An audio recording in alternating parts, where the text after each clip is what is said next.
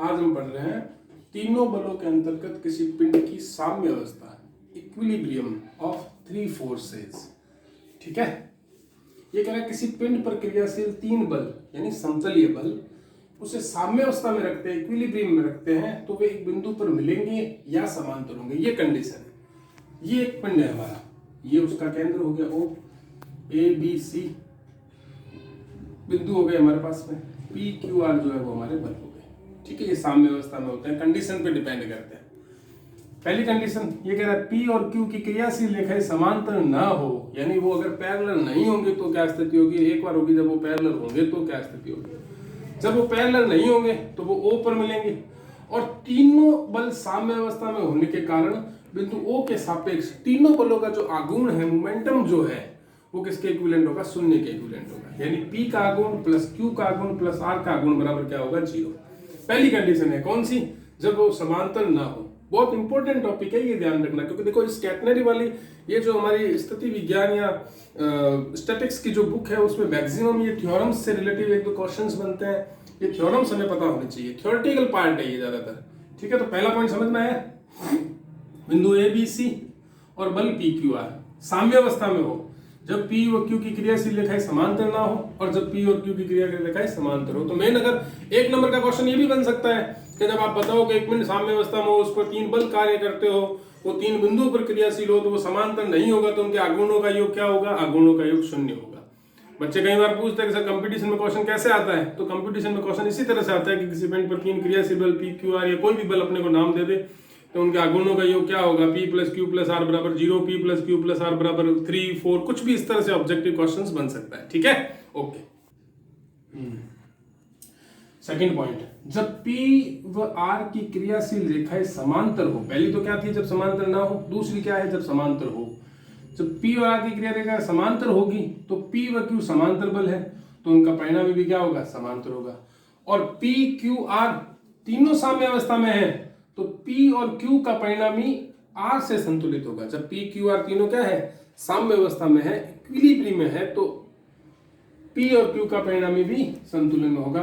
तब R P व Q के परिणामी के बराबर या उसके विपरीत दिशा में होगा, या तो उसके बराबर होगा या फिर उसके विपरीत दिशा में होगा। समझ गए बात को। तब R की क्रियाशील रेखा भी P और Q की क्रियाशील रेखा पर ही निर्भर करेगी। ठीक है, और वो समांतर होगी। तो हम ये कह सकते हैं कि कोई पिंड तीन समतलीय बलों के अंतर्गत अगर साम्य अवस्था में है तो वो बल संगामी होंगे और समांतर होंगे। तो ये पॉइंट भी ध्यान रखना है, जब तीन बल साम्य अवस्था में होंगे तो क्या कंडीशन हो जाएगी, वो संगामी भी होंगे और समांतर भी होंगे। तो एक नंबर का क्वेश्चन ये भी बनता है कंपटीशन के हिसाब से भी और अपने बीएससी के हिसाब से भी। समझ गए बात को, एग्जाम के हिसाब से भी। ये जो दो पॉइंट मैंने आपको क्लियर किए, दोनों पॉइंट डेफिनेशंस को भी रिप्रेजेंट करते हैं। इनसे परिभाषाएं भी बन सकती है कि जब P और Q की क्रियाशील रेखाएं समांतर हो तो उस पर लिखिए, जब P और Q की क्रियाशील रेखाएं समांतर ना हो तो उस पर लिखिए। ये डायग्राम भी ध्यान रखना है, सिंपल सा डायग्राम में मैक्सिमम चीजें अपने दिमाग में बिठानी है। ठीक है, ओके। लंबी थ्योरम सबसे इंपॉर्टेंट थ्योरम है, सीधा स्टेटमेंट 12 नंबर का क्वेश्चन, 8 नंबर का क्वेश्चन आ सकता है, ध्यान रखना ही। पहला क्वेश्चन बन सकता है 1 नंबर का, लंबी थ्योरम का कथन लिखिए, स्टेटमेंट लिखिए। और एक क्वेश्चन बन सकता है लंबी थ्योरम का पूरा प्रूफ करना।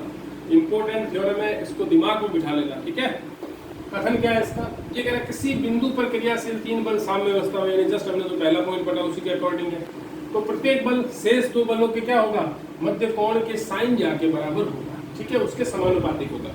ये अभी हमने जस्ट पहले पॉइंट पढ़ा था कि तीन बल तीन बिंदु पर क्रियाशील है, वो साम्य अवस्था में होंगे, समांतर हो समांतर नहीं होंगे, ये सारी चीजें। क्योंकि एक ध्यान रखो, देखो बल अगर साम्य अवस्था में है ना, तो ये चीज क्लियर है कि जब किसी बिंदु पर तीन बल साम्य अवस्था में है तो वही जो हमने फिजिक्स में पढ़ा है, वही जो हमने छोटी क्लास में मैथ्स में पढ़ा है, त्रिभुज नियम, ट्रायंगल रूल इसमें यूज आएगा। ये जो साइन या कॉस या इसका मतलब आप समझो कहीं ना कहीं ट्रायंगल रूल की बात हो रही है। तो ट्रायंगल रूल यानी उसका क्रिया जो चलती है P से Q, Q से R, ये प्रोसेस चलता जाएगा। ठीक है, ये दिमाग लगा के रखना है अपने को। ये हमने मान लो एक डायग्राम बनाया, लेट किया हमने X Y Z, ये हमने पॉइंट, ये एंगल हो गए हमारे X O Y में गामा कोण, Y O Z में अल्फा कोण और Z O X में बीटा कोण। ये बल हमारे P Q R। मैंने आपको बताया कि बल अगर साम्य अवस्था में है तो वो त्रिभुज नियम का पालन करते हैं। त्रिभुज नियम में क्या कहता है, छोटी क्लास में हमने पढ़ रखा है ऐसे, इस तरह से कि ये मान लो P है, ये Q है, तो ये इस तरह से हमने पढ़ रखे हैं त्रिभुज के रूल, समझ गए बात को। तो त्रिभुज नियम के अकॉर्डिंग ये इस तरह से इस पर क्रियाशील है। A B C 3 पॉइंट है, ये बल चल रहा है P, P के पीछे Q, Q के पीछे R, समझ गए बात को। ओके, हाँ देखो इधर ABC दे रखा है त्रिभुज, BC के सामने क्या है A, AB के सामने क्या है C और AC के सामने क्या है B। सेम वही प्रोसेस PQR एंगल है। तो देखो इधर ये हमें इस फॉर्म में दे रखा है P/BC Q/C R/B, इसमें आप ABC सूत्र लगाओ, ABC त्रिभुज में साइन सूत्र का प्रयोग करो।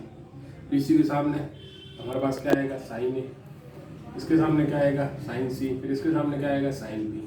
वैल्यू पुट कर दी ABC बटा साइन A, CA बटा साइन B, AB बटा साइन C। देखो ये अगर कहीं कंफ्यूज हो तो ये भी ध्यान रखो, BC है तो A आएगा, CA है तो B आएगा, AB है तो C आएगा, आएंगे सारे साइन सूत्र के रूप में, ठीक है। हमें बताया कि साइन सेकंड क्वाड्रेंट में क्या रहता है पॉजिटिव रहता है, इसको हम लिख सकते हैं साइन पाई माइनस अल्फा, क्योंकि A किसको रिप्रेजेंट करता है अल्फा को, B करता है बीटा को और C करता है गामा को।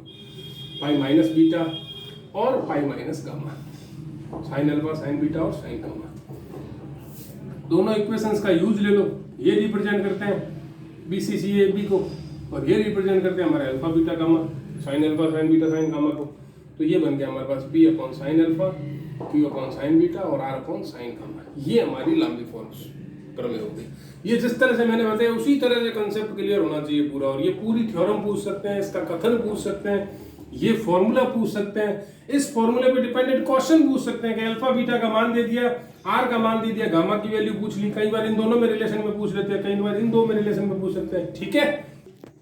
कल हम इस पे क्या करेंगे, M-N थ्योरम के विषय में थोड़ा बहुत पढ़ेंगे, बाकी इसके क्वेश्चंस करेंगे, कल इस टॉपिक को फिनिश कर देंगे, ठीक है। ओके।